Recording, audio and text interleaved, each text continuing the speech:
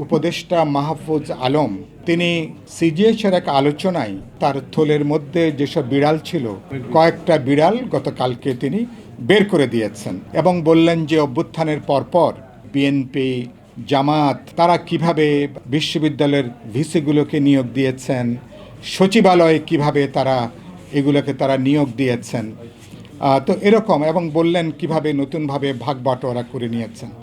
কিন্তু মাহফুজ আলম যেটা উল্লেখ করেননি সেটা হচ্ছে যে তার বন্ধুরা, তার সহকর্মীরা, সহযোদ্ধারা তারা গত 14 মাসে তারা যে অনিয়ম করেছেন, তারা যে তদবির করেছেন, তারা যে পদায়ন করেছেন এবং তারা যে ঠিকাদারি ব্যবসা হাতিয়ে নিয়েছেন, তারা যে লুটপাট করেছেন, এ ব্যাপারে তার মুখ থেকে আমরা কিন্তু কোনো শব্দ কিন্তু শুনিনি।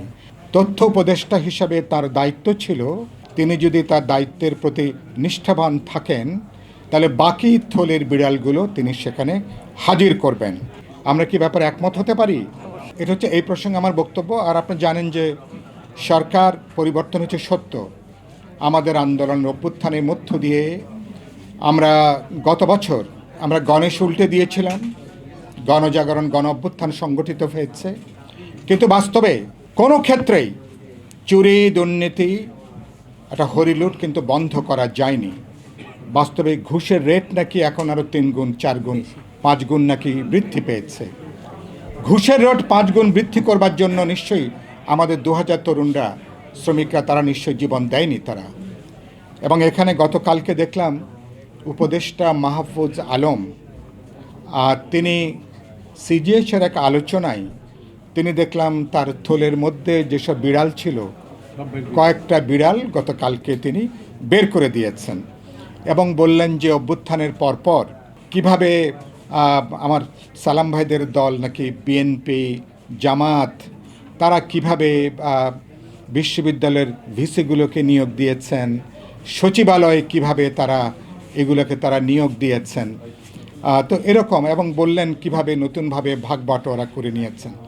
কিন্তু মাহফুজ আলম যেটা উল্লেখ করেননি সেটা হচ্ছে যে তার বন্ধুরা, তার সহকর্মীরা, সহযোদ্ধারা তারা কিভাবে, বাবলু ভাই উল্লেখ করলেন, তারা গত 14 মাসে তারা যে অনিয়ম করেছেন, তারা যে তদবির করেছেন, তারা যে পদায়ন করেছেন এবং তারা যে ঠিকাদারি ব্যবসা হাতিয়ে নিয়েছেন, বাবলু ভাই উল্লেখ করলেন তারা যে লুটপাট করেছেন, এ ব্যাপারে তার মুখ থেকে আমরা কিন্তু কোনো শব্দ কিন্তু শুনিনি। তো তার থলের বিড়াল মধ্যে নিশ্চয়ই এসব বিষয়ে নিশ্চয়ই আছে। তথ্য উপদেষ্টা হিসাবে তার দায়িত্ব ছিল, তিনি সত্যি তিনি যদি তার দায়িত্বের প্রতি নিষ্ঠাবান থাকেন তাহলে বাকি থলের বিড়ালগুলো তিনি সেখানে হাজির করবেন। এবং তিনি এটা আংশিক তিনি উল্লেখ করলেন, তার উচিত হবে গোটা তথ্যটা গণমাধ্যমের মাধ্যমে জনগণের কাছে গোটা তথ্যগুলো হাজির করা। আমাদের অভ্যুত্থান, আমাদের গণজাগরণ, মানুষের যে বিশাল যে স্বপ্ন ছিল সেই স্বপ্ন যাত্রাকে সরকার কিভাবে স্বপ্নকে একটা দুঃস্বপ্নের জায়গায় নিয়ে যাচ্ছে, আমাদের আশাকে কিভাবে তারা হতাশায় পর্যবসিত করছে। আমরা আবারও সেই আগেকার মতন রাষ্ট্র ক্ষমতাকে ব্যবহার করে এবং দেখা যাচ্ছে নতুন একটা ব্যবস্থাপনা তারা সেখানে তৈরি করেছেন এবং বিভিন্ন দুর্নীতিবাজ, রাজনৈতিক দুর্বৃত্ত, অর্থনৈতিক দুর্বৃত্তরা যারা সরকারের ভেতরে বাইরে থেকে লক্ষ লক্ষ কোটি টাকা গত 14 মাসে যারা হাতিয়ে নিয়েছেন। আমি তথ্য উপদেষ্টা গতকালকে তিনি যে বক্তব্য রেখেছেন, নিশ্চয়ই আমি তার কাছে দাবি করব, আপনি সরকারের থেকে নিশ্চয়ই আরও অনেক তথ্য আপনার কাছে আছে এবং আপনি যেহেতু কালকে ইঙ্গিত দিয়েছেন খুব বেশি দিন হয়তো আপনি সরকারে থাকবেন না, আপনি কেবল মুখ খুলতে শুরু করেছেন। ইতিমধ্যে আমি বলেছি যে আপনাদের উচিত হবে, কারণ গণেশ উল্টে গেলে গত 14 মাসের আরব উপন্যাসের মতন অনেক কাহিনী আমরা কিন্তু জানতে পারবো। সুতরাং উচিত হবে জনগণকে তথ্যগুলো প্রকাশ করেন। আমি অন্তর্বর্তী সরকারের কাছে তাকে বলতে চাই যে এই সময়কালে যে পদ বাণিজ্য হয়েছে, নিয়োগ বাণিজ্য হয়েছে, টেন্ডারবাজি হয়েছে, ঠিকাদারি হাতিয়ে নেওয়া হয়েছে, তদবির বাণিজ্য হয়েছে, এগুলাকে যদি আপনারা পর্যায়ক্রমে ডক্টর দেবপ্রিয় যে শ্বেতপত্র প্রকাশ করেছিলেন আওয়ামী লীগের 15 বছরে, 28 লক্ষ কোটি টাকা কিভাবে দুর্নীতি হয়েছে, পাচার হয়েছে। ভবিষ্যতে এই সরকারের এই 14 মাসের কোনো শ্বেতপত্র কোনো নাগরিক সমাজ বা অন্য কেউ প্রকাশ করবে কিনা জানি না, কিন্তু লজ্জায় আমাদের মাথা হেট হয়ে যায়।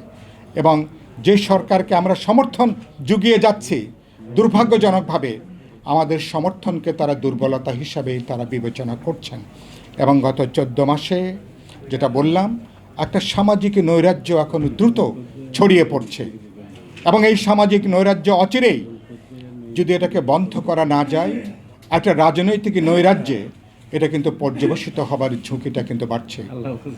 আমার খাগড়াছড়ি এখন জ্বলছে, পার্বত্য চট্টগ্রামে এখন সেখানে অবরোধ চলছে এবং গতকালকে 3 জন আমার সেখানে মানুষ সেখানে খুন হয়েছেন, গুলিবিদ্ধ হয়ে তারা সেখানে মারা গেছেন।